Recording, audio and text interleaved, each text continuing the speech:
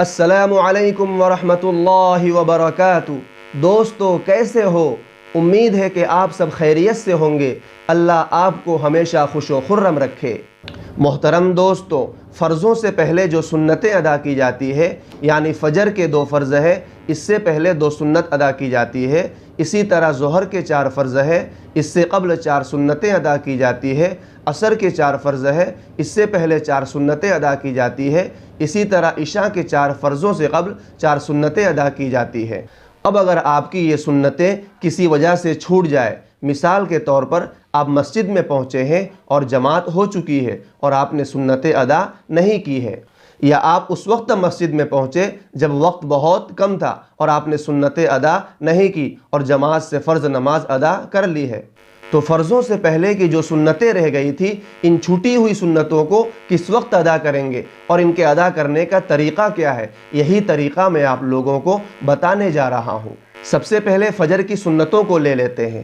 آپ مسجد میں فجر کی نماز کے لیے پہنچے اور جماعت ہو رہی تھی، تو فجر کی سنتوں کے بارے میں مسئلہ یہ ہے کہ اگر آپ کو یقین ہے کہ فجر کی سنتیں ادا کر کے امام کے ساتھ قائد اخیرہ میں شامل ہو جاؤں گا، تو پھر آپ کے لیے ضروری ہے کہ سنتیں ادا کر کے ہی جماعت کے ساتھ شریک ہو۔ لیکن اگر آپ جانتے ہیں کہ فجر کی سنتیں ادا کریں گے تو جماعت نکل جائے گی، تو پھر آپ فجر کی سنتیں ادا کیے بغیر جماعت کے ساتھ ہی شریک ہو جائے، اور فجر کی جو سنتیں رہ گئی ہے، ان سنتوں کو فجر کی نماز کے بعد فوراً ادا نہ کرے، بلکہ سورج نکلنے کے 15 سے 20 منٹ کے بعد ان سنتوں کو ادا کریں گے، اور زوال سے پہلے تک فجر کی سنتوں کو ادا کر سکتے ہیں۔ اب رہا ظہر کا مسئلہ کہ اگر ظہر سے پہلے کی 4 سنتیں رہ جائے تو ان سنتوں کو کب پڑھیں گے؟ ہم مسجد میں پہنچے، ظہر کی جماعت ہو رہی تھی اور ہم نے ظہر کی نماز جماعت کے ساتھ پڑھ لی۔ اس کے بعد ہم ظہر کے بعد کی 2 سنتیں مؤکدہ پڑھیں گے۔ 2 سنتیں مؤکدہ پڑھنے کے بعد اب ہم ظہر سے پہلے کی جو سنتیں رہ گئی تھی، ان 4 سنتوں کو ادا کریں گے۔ اب ہم عصر کی نماز کو لے لیتے ہیں۔ عصر کی نماز سے پہلے کی جو سنتیں ہیں وہ غیر مؤکدہ ہے۔ اسی طرح عشاء کی نماز سے پہلے کی جو سنتیں ہیں وہ بھی غیر مؤکدہ ہے۔